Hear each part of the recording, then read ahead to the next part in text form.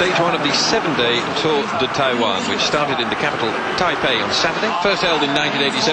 The race has joined the big league this year, attracting Pro Tour teams for the very first time. The riders will cover 880 kilometres along the north coast of the island, along a rolling itinerary with categorised climbs on every stage except the first, which covers 5 laps of a 10.4 kilometre circuit, starting and finishing at Taipei City Hall, with intermediate sprints after each of the first 3 laps, carrying time bonuses as well as points.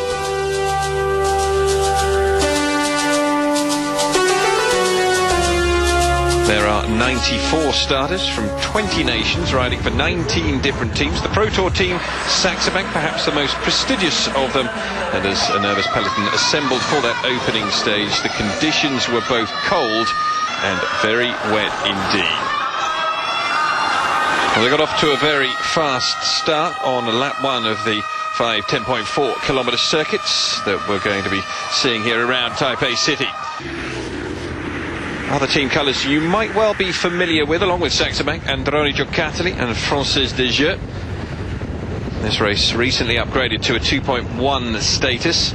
5 national teams in the mix. They include local national team and those of Japan, Korea and the Netherlands, as well as Hong Kong. Miserable conditions, but a very flat course ultimately should be decided by very fast technical corners as they wear on. And all initial attempts at making breakaways here have borne little fruit. 3 intermediate sprints, remember, they come at the end of the first 3 laps. As we head towards the end of lap number 1, that first intermediate sprint coming up in towards the finish line, and it is Action Cycling's Feng Chungkai who comes across the line here in first place. This is very closely followed there by the familiar colours of Saxo Bank's Chris Juul-Jensen. Alex Smith was third, and it was Anur Manan, the Malaysian, who became the first Malaysian to win a stage on the Tour of Langkawi last year, who comes across the line in 4th place there. So it's the 23-year-old Feng Chungkai with the first set of maximum points in that green jersey classification. We've seen a bit of Bayman Khalil Kotsur Shahi of Tabriz Petroch, who were the top Asian cycling team last season, looking to break off the front of the peloton again. Reece Pollock going with him. But into this second lap, plenty of breakaway opportunities for the riders. The peloton loath to give any of them really any opportunity to break away fully. Saxo Bank's Takashi Miyazawa, one of the riders featuring prominently here on the second lap, leading out that group of around 7 to 8 riders as they come up towards the conclusion of lap number 2. Zhang Chengyai and Feng Chungkai also involved in that group still. 94 riders, remember, 5 riders per team. The one team only with 4 riders is Nutrition Abus, so across the line for the second time, just held there by Miyazawa. Close one indeed there, but Takashi Miyazawa in the first place, Yang in second, Feng picking up another 2 points in that points classification jersey standings, with Xiao Xingxin taking 4th place across the line there at the end of lap number 2. So approaching the midpoint then of this criterium stage course, and Miyazawa leading the break and leading the peloton at this stage. Feng with him, Pollock, Wu Po Hong, Taiji Nishitani and Anthony Giacoppo with Antonio Parinello, the other riders out there in the group. A wealth of talent in that group. Remember, Miyazawa is a former national champion back in 2010 in Japan, compatriot. Nishitani was the 2009 Japanese champion. On that occasion he beat Miyazawa into 2nd place. Feng, the Taiwanese champion of the same year, and Parinello, the 23-year-old Sicilian who trains with the top Team Sky sprinter Davide Apollonio, another rider to be looking out for in that group, heading up and breaking away here on lap number 3. So a decisive breakaway made on this occasion, building up a lead of around 7 to 8 seconds at this stage as they come down towards the curtailing part of lap number 3.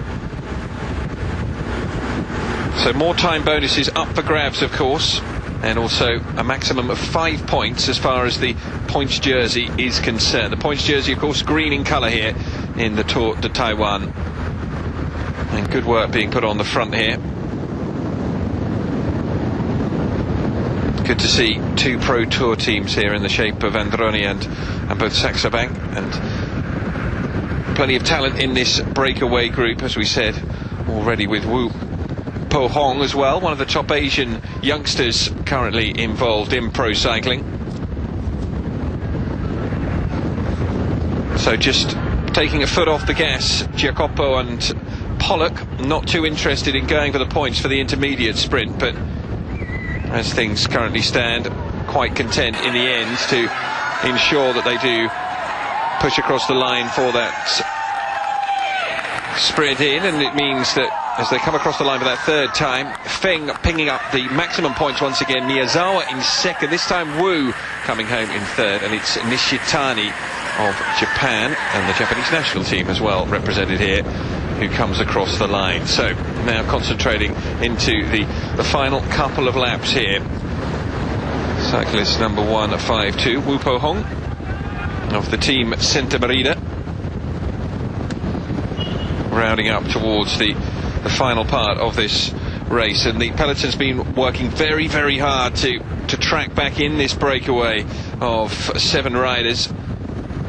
Nutrition Abus, the team who are doing the most work at the front of the peloton, but just unable to make any real impression. So Wu Po Hong and Reece Pollock, Neji Nishitani, Feng Kunkai, Takashi Miyazawa, along with Anthony Giacopo, these 6 riders now leading this out in towards the finish. Of the lot of them, Giacopo's probably the best sprinter involved in the mix, but we'll see him in the number 55, emblazoned the orange colours there of Orange Genis. Sitting at the back, the number 45, Reece Pollock, another Australian who packs plenty of punch as far as the sprints are concerned, and this first stage was only ever going to be decided by a sprint, and Giacopo sitting there primed, ready to go alongside Pollock, his compatriot. The two of them look as though they're quite content here to lead this one out. Little glance over the shoulder just to see where the other riders are placed. Remember that Sebastian Edo of Team Saxo Bank would be fancied as the favourite, but they've managed to hold off the chasing peloton, and coming in towards the finish, 300 metres to go, Giacopo hits the front and pulls away from the chasing pack, and so 5 riders are not going to be able to catch him here in the sprint into the line. Horrendous conditions here in Taipei City, but Giacopo's going to have done enough to come across the line and take the lead, and also take the stage, the criterium stage of the Tour of Taiwan, and it goes the way of Australia's Anthony Giacopo, flying across the line there in the end, comfortably clear. Edo coming across the line 13 seconds down, leading that chasing group. The Argentinian sprinter for Saxo Bank, Sebastian Korber, in second place there, but it's Giacopo from Wu with Pollock in third position. Well, an outstanding effort there. Giacopo, the race leader, after what was an intelligent ride. Yeah, initially the whole team was doing a bit, covering a few moves here and there, and yeah, I managed to find myself to the right one. Actually went away, followed one of the intermediates, and I thought, yeah, that's a chance after that for it to stick, and so I did, and yeah, I just thought I'd keep myself out of the intermediates, and then show my cards to the finish. And you've got it all right to end it tomorrow? Yeah, tomorrow will be a good day of spending it. Well, those are all the jerseys after stage 1. Yellow for Giacopo, Feng Chungkai wears the green points jersey, and Wu Po Hong has the blue jersey of the best Asian rider. So congratulations to them after day 1 of the Tour de Taiwan. And this is what stage 2 looks like, the first hills of the race, and a final 500 metres with a 5% gradient, which could shape the stage result. Make sure you join David Harmon tomorrow to take you through continued coverage here on Eurosport of the Tour de Taiwan.